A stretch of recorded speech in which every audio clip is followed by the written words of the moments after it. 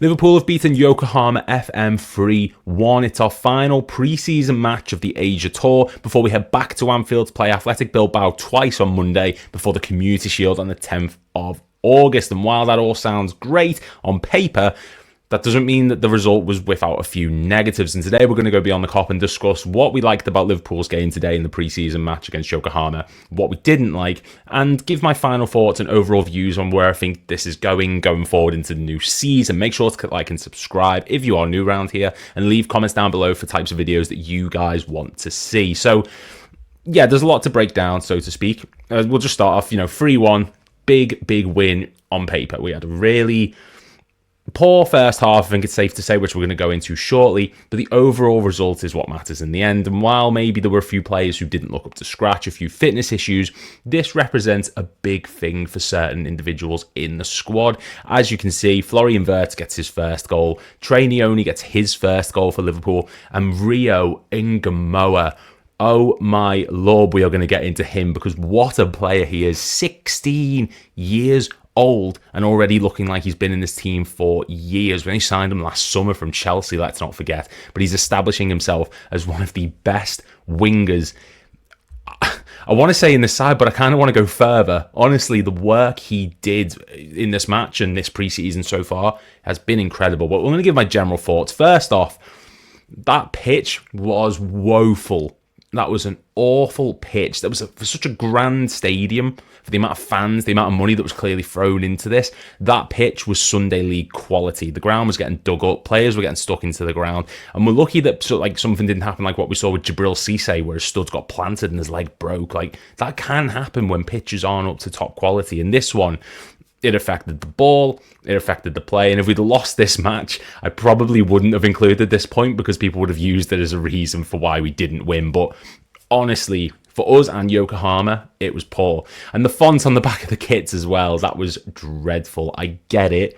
Financially, you're in Japan, you're going to make a lot of money from the whole anime style font. The way it looks, yeah, to certain people I can get it, but for me, did not like it. I thought Cody Gakpo was number 78 at one point. I just didn't like to look at, but from a commercial standpoint, I completely get it. But what about the match itself and not the finite little details? Well, start off, Florian Wirtz. What a pressing machine he is. The way he integrates himself into that midfield looks seamless, full of energy, full of desire to get back and win the ball. And when he picks it up, he looks terrific going forward. He ran the channels really well while he was on the pitch.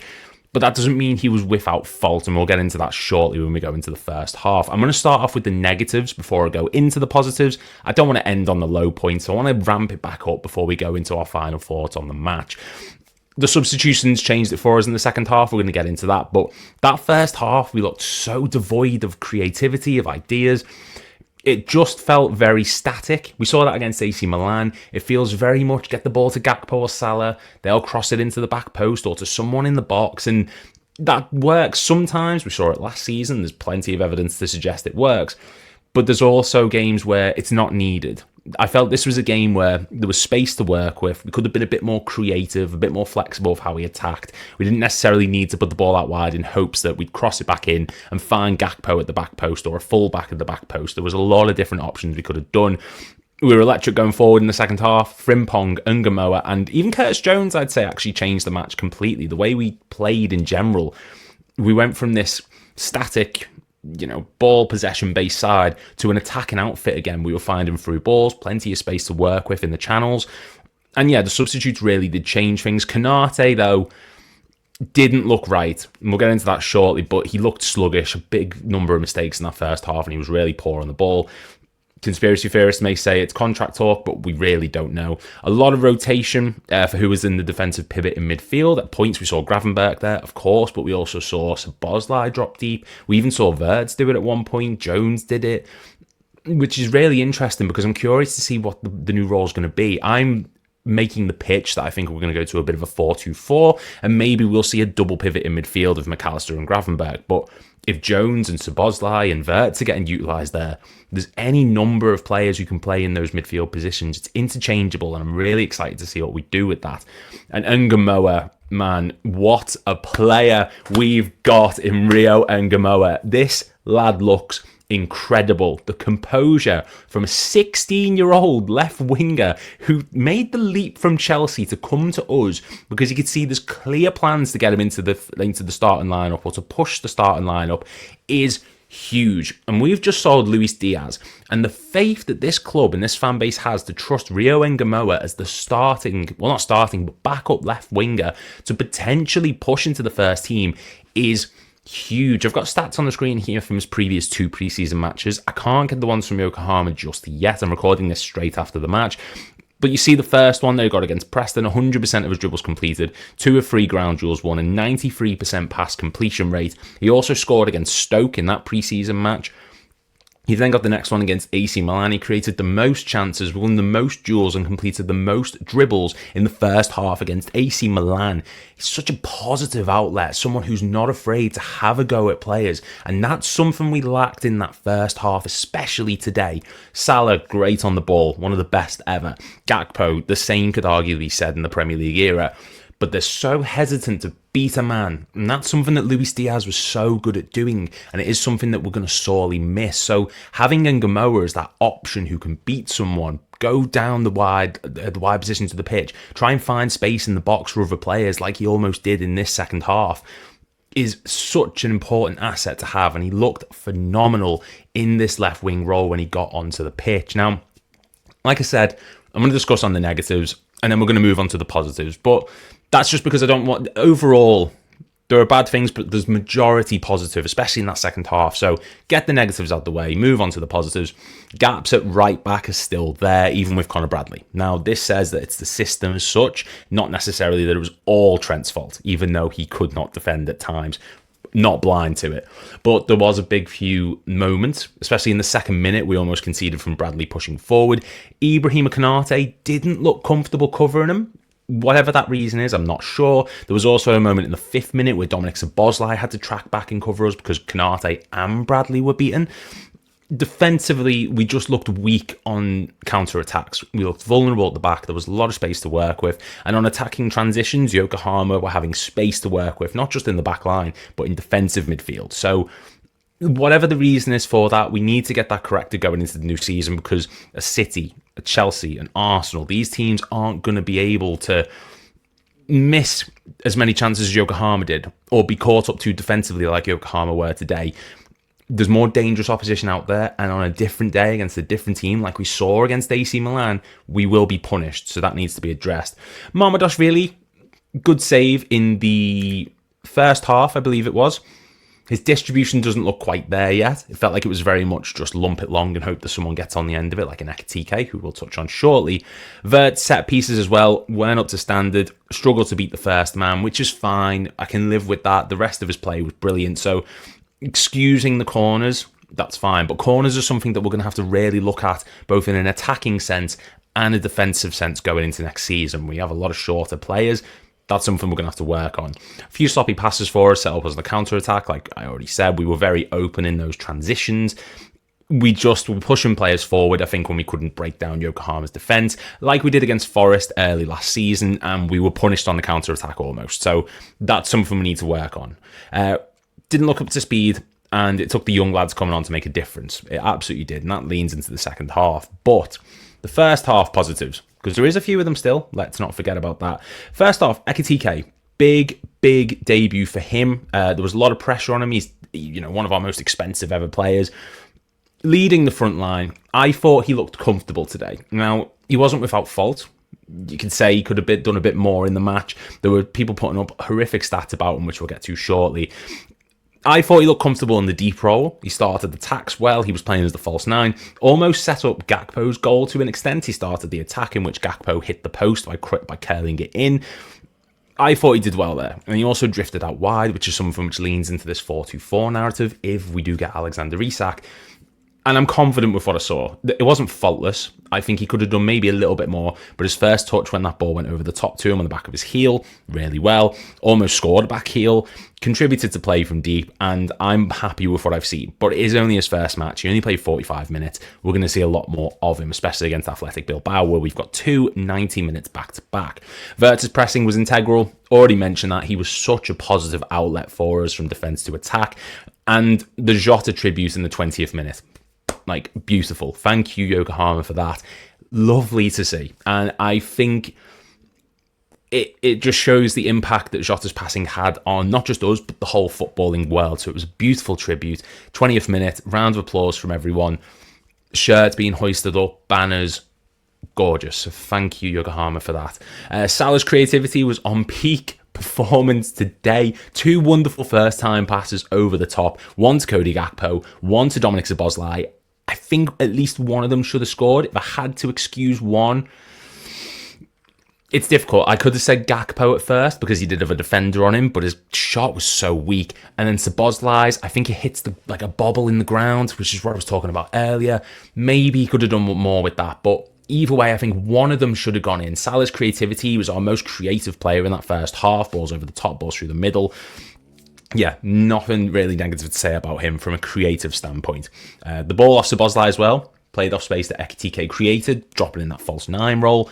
There was lots of defensive space for him to work with, and he was able to run through, which is fantastic. This is what I've been saying about Ekitike. He's a false 9 in the making. He's going to pull defenders on him, find space, and that's what we've signed him for. So more of that to come. And Wirtz as well, drifted out wide. Operated on the left-hand side at points, left winger almost.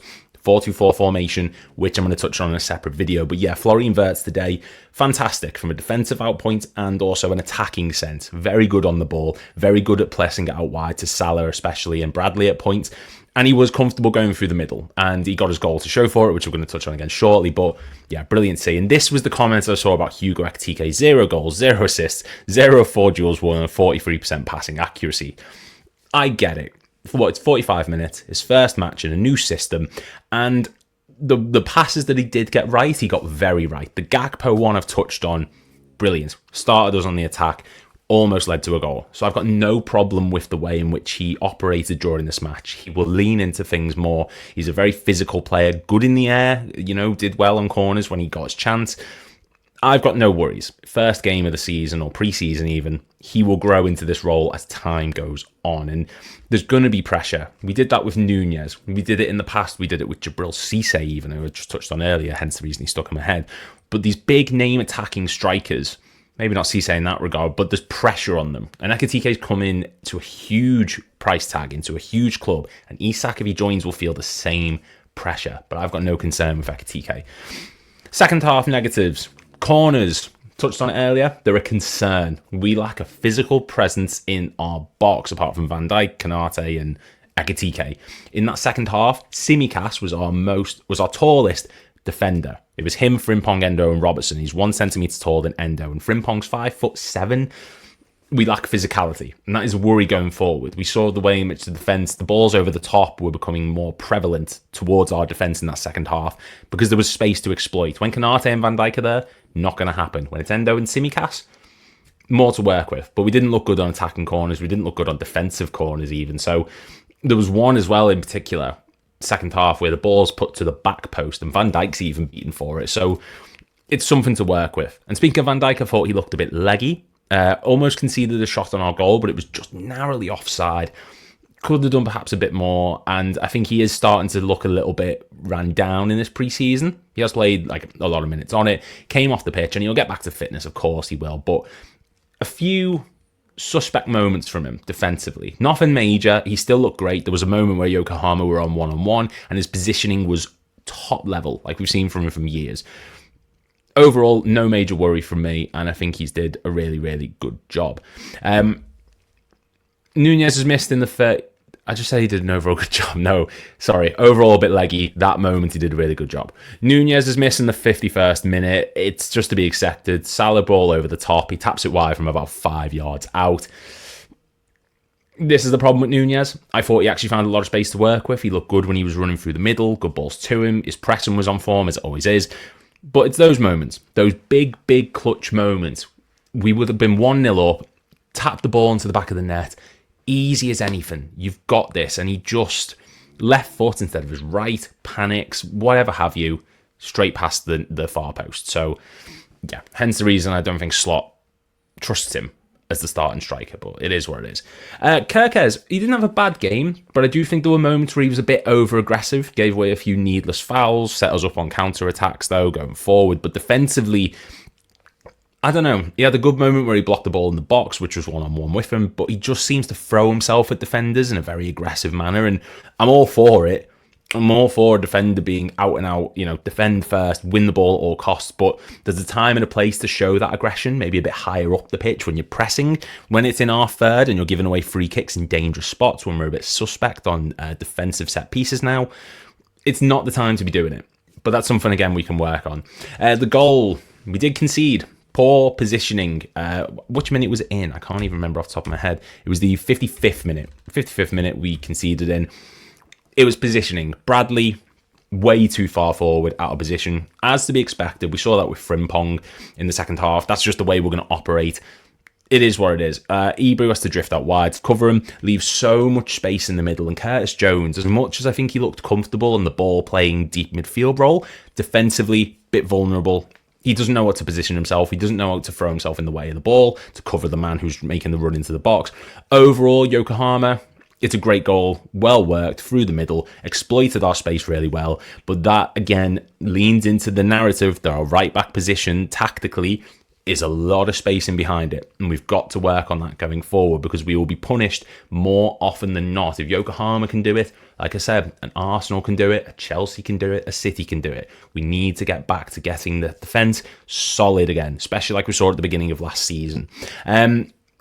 And we relied too much on crosses to the back post, as I've already touched on. We needed energy. We needed someone to come on and make a difference in an attacking sense, just to have a go at a player. It's a pre-season match against Yokohama. We don't need to play this picture-perfect possession-based football, and I get it. I understand we have to get back to fitness while also doing it in slot system, but there's a time and a place, I think, to just show a bit of tenacity and go at them. Have a go. Beat a man. Ngumoha did it, and he looked class, and that leans into the second half positives. I thought that the second half was completely different. The substitutes changed that game. McAllister, Jones, and Ngumoha, Nioni all played a big part. Frimpong as well, who we're going to touch on shortly. But I thought Jones looked comfortable in the deep role, played a massive part in Florian Wirtz's first goal for us. Interception was terrific. The outplay to Salah. And even his touch, it was an accident. Let's be real here. But it was important. And it was big that he got that moment. He looked superb in that deep role, I thought, on the ball. It was defensively a bit hit and miss at points. But, we don't operate with a out-and-out defensive-minded midfielder. That's not what Gravenberch is. He's just one of the best ball-playing midfielders in Europe at the moment. Great on transitions. And Jones showed that today. Pressed when he needed to, won the ball, set up Wirtz for his first goal. And again, Wirtz, carrying on with him, he looked brilliant in the second half. Attacking transitions, full of energy, great outlet down the left-hand side with those give-and-go balls. Pass off to the full-back, run into space. Offside once or twice. Sure, but it's an idea. He's making things happen. It went with Ngumoha really well. It worked so terrifically in that second half. All the space we exploited down that left-hand side. Wirtz was kick-starting that. He exposed the weakness and then the others went for it. Brilliant to see. McAllister fit again. Brilliant. Changed the tempo of the match, dictating tempo, playing incisive balls through the middle, and that's something we really lacked in the first half, as I've already touched on. Amazing crossing from Frimpong. Oh my God. That ball into Trainioni. Perfect. Trent who? That was phenomenal play from Frimpong. Ball over the top, over the defender. He was back and forth, defensively looked solid, going forward. Brilliant. Whether he was going inverted, overlapping, he was creative, putting crosses in, having a go at goal himself. He was pressing in the 89th minute in the middle of the pitch as the striker. He is going to be electric next season. I cannot wait to see what he does for us going forward. Trainioni's first goal, as I said, the ball from Frimpong was brilliant, but it takes composure. It takes a top-level finish to get that in the back of the net. He's reaching for it, left-footed. Phenomenal to see Trainioni get his first goal for us. I'm hoping that he gets the chances that Ngumoha is getting, but Ngumoha is different gravy, man. He looks unbelievable. His dribbling. He made Salah and Gakpo and Nunez and Ekitike. He made all these lads look second rate. He is the real deal. And if you're good enough, you're good enough. And he's good enough now to be pushing that first team on a consistent basis. I'm so happy that he's getting the chances that he is. Lovely to see. And his goal was so composed as well. He didn't necessarily have to do what he did. He could have passed it out wide to Nioni. That's how we've been playing that whole half, that whole match. Pass it out wide, see what happens. No. Had to go himself, took on his man, found the bottom of the net in the bottom corner. He is so composed on the ball. Great finish. The ball at his feet, it's like glue. He beat a man so many times, full of confidence, full of electric pace. Yokohama looked scared. They were standing off him. They didn't know what to do. They didn't want to press him because he just beat them so easily. And I think we may not need to go out and sign another left winger. We possibly should, because it's a lot of pressure to put on ngumoha. He's only 16 years old. We saw what happened with Michael Owen. But at the same time, you saw what happened with Michael Owen. He blossomed into one of the best attackers Liverpool's ever had. The injury is a concern, absolutely, for Michael Owen. And ngumoha may not be that player. And he's got someone to rotate with. The issue with Owen back in the day was he was so good, he got thrust into the first team. After Fowler went out injured, Owen had to come in and take over the mantle. There was no one good enough to rotate around him. Fowler left shortly afterwards. So with ngumoha, that's not the case. He's got Gakpo. You've got Ekitike, who you can drift out wide if you need to a little bit. You've got Wirtz, who's playing out in that position at points. You've got fullbacks providing attacking cover. If ngumoha needs a rest or a break, the option is there. And I think that it's fantastic to see that he's getting this opportunity. And my final thoughts, because a brilliant result, fantastic match, of course, but there were a few things that just did stick in my mind. There was a lack of creativity, as I already said. We looked a bit devoid of ideas short of crossing it, and that's something we're going to have to work on. Wirtz looks like he's going to be the engine in midfield. I know he's an Arne Slot player.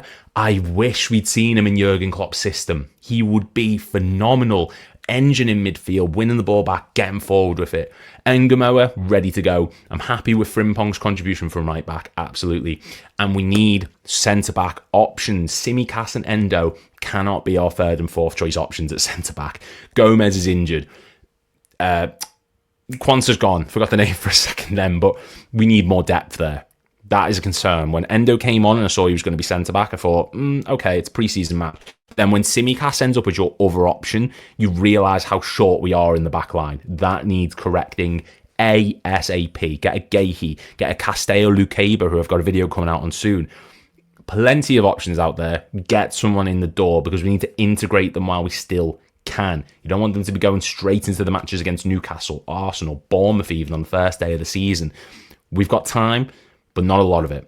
And that's it, guys. That was my thoughts on this whole pre-season match for Liverpool.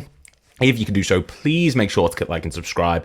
Massive 3-1 win for us. Next up, Athletic Bilbao, 5 p.m. on Monday and 8 p.m. on Monday. Thank you guys so much for watching. Leave your thoughts in the comments down below, and I'll see you all in the next one.